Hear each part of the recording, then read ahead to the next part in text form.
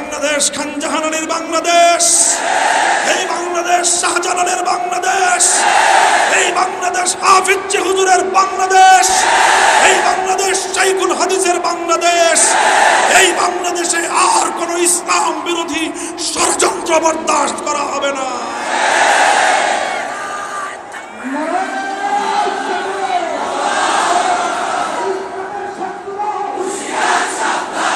জাসদের নেতারা, ইনু তোমার আজকের এই পরিণাম কেন হয় বুঝো না?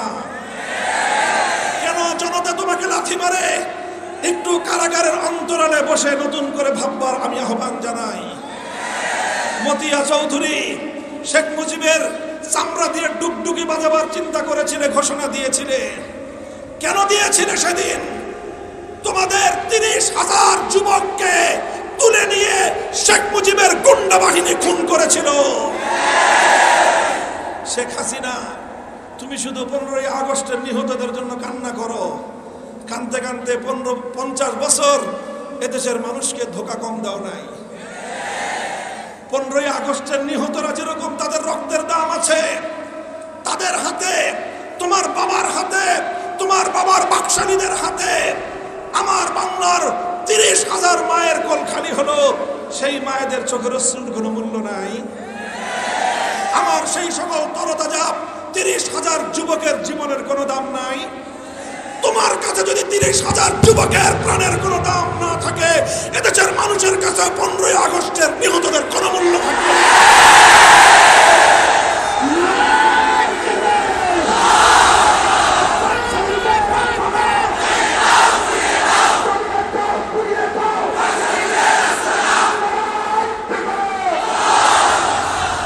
আগস্টের ঘটনার পরে আন্তর্জাতিক গণমাধ্যমে সাক্ষাৎকার দিয়ে বক্তব্য দিল শেখ হাসিনা। বলল যে জাতি তার বাবাকে হত্যা করেছে তিনি সেই জাতির কাছ থেকে প্রতিশোধ গ্রহণ করবেন। এটা ওপেন ঘোষণা। আজও মিডিয়া জগতে শেখ হাসিনার সেই ঘোষণা এখনো পর্যন্ত খুঁজে পাবেন। 1975 সাল থেকে 2024 সাল 15ই আগস্ট থেকে 5ই আগস্ট শেখ হাসিনার 50 বছরের রাজনীতি প্রতিশোধের রাজনীতি। বাংলাদেশের মানুষের কাছ থেকে তিনি প্রতিশোধ গ্রহণ করেছেন। এদেশের মানুষ যেন মাথা তুলে দাঁড়াতে না পারে সেই ব্যবস্থা তিনি করেছেন। দেশটা যেন একটা তলাবিহীন ঝুড়িতে রূপান্তরিত হয় সেই ব্যবস্থা তিনি করেছেন। আমার কাছে আশ্চর্য লাগে, একটা বিধবা নারী,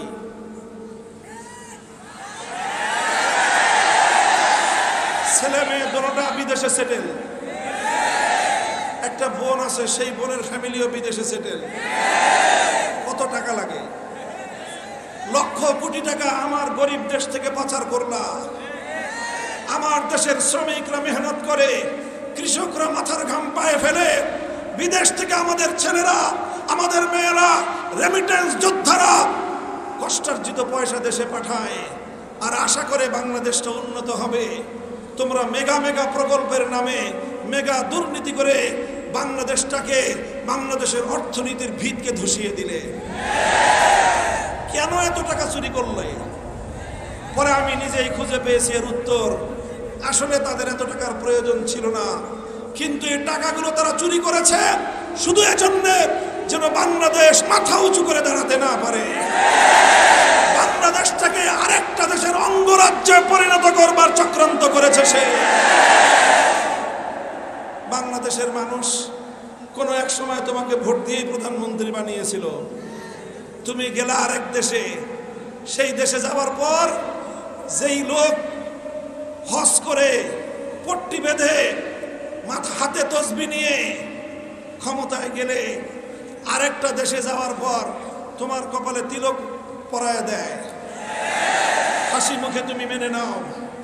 তোমাকে ঘোষণা করা হয় মুখ্যমন্ত্রী, তুমি হাসিতে গদগদ হও। বাংলাদেশের মানুষ তো সেদিনই তোমাকে বলেছিল আমরা আমাদের ক্ষমতার মসনদে স্বাধীন আত্মমর্যাদা সম্পন্ন প্রধানমন্ত্রী চাই, তিলকওয়ালী মুখ্যমন্ত্রী দেখতে চাই না। তুমি সেদিন বাংলাদেশের মান মর্যাদাকে ধুলোয় মিশিয়ে দিয়ে এসেছিলে। শেখ হাসিনার রাজনীতি ছিল বাংলাদেশটাকে ধ্বংস করার রাজনীতি। এই ধ্বংস করে সে ৭৫-এর প্রতিশোধ গ্রহণ করতে চেয়েছে। আর আর তার রাজনীতির দ্বিতীয় দর্শনটা ছিল ডিভাইড অ্যান্ড রুল। সেই ব্রিটিশ বেনিয়াদের তাদের যে পলিসি, তাদের যে কূটনীতি, সেই নীতির আলোকে বাংলাদেশটাকে ডিভাইড অ্যান্ড রুল, মুক্তিযুদ্ধের চেতনার ব্যবসা করে বাংলাদেশটাকে দুই ভাগে বিভক্ত করে রেখেছে।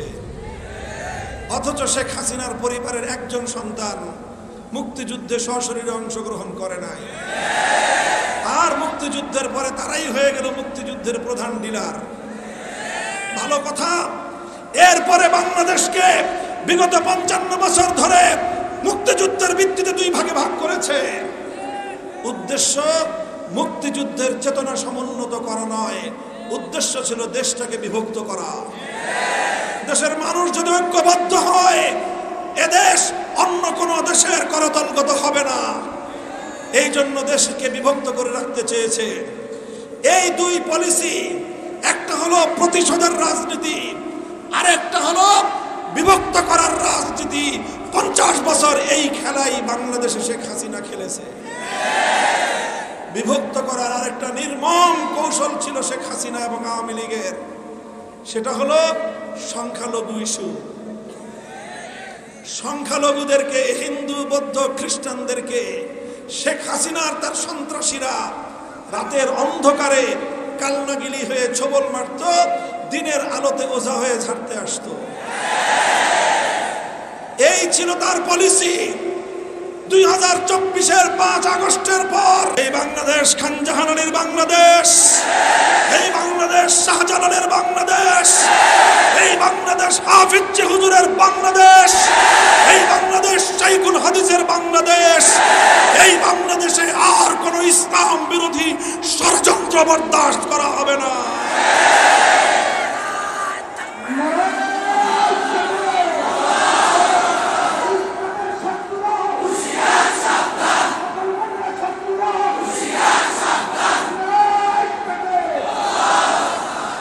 আমি বলবো, এখন আমাদের সামনে অনেক বড় বড় চ্যালেঞ্জ রয়েছে। অর্থনীতির পুনরুদ্ধার করতে হবে, আইন শৃঙ্খলা রক্ষার পরিস্থিতিকে আবার পুনঃপ্রতিষ্ঠা করতে হবে। পুলিশের যে সকল নিরীহ নিরপরাধ লোকজন আছেন, আপনারা কাজ করুন, এদেশের জনগণ আপনাদেরকে সহযোগিতা করবে। আর যারা পুলিশের নামে লিক করেছিলেন, তাদেরকে বলবো, দয়া করে বাংলাদেশ ছেড়ে পালিয়ে যেতে পারলে পালিয়ে যান। এদেশের মানুষ আপনাদেরকে পেলে কোনোদিন তারা ক্ষমা করতে পারবে না। অন্তর্বর্তীকালীন সরকারকে বলবো যে আমার যতগুলো সন্তানকে খুন করা হয়েছে, 2013 সালে আমার ভাইদেরকে হত্যা করা হয়েছে, 2009 সালে আমাদের দেশপ্রেমিক সেনা কর্মকর্তাদেরকে হত্যা করা হয়েছে, 2021 সালে আমাদেরকে হত্যা করা হয়েছে, আমাদেরকে নির্বিচারে জেলখানায় পুরে রাখা হয়েছে, 2024 সালে আমাদের ছেলে মেয়েদেরকে নির্বিচারে হত্যা করা হয়েছে।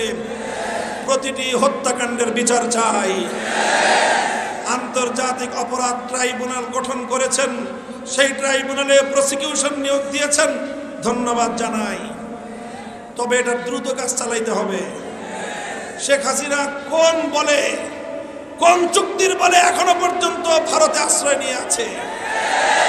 এতগুলো মামলার আসামি হওয়ার পর এখনো কেন তার নামে ইন্টারপোলে রেড অ্যালার্ট জারি হলো না?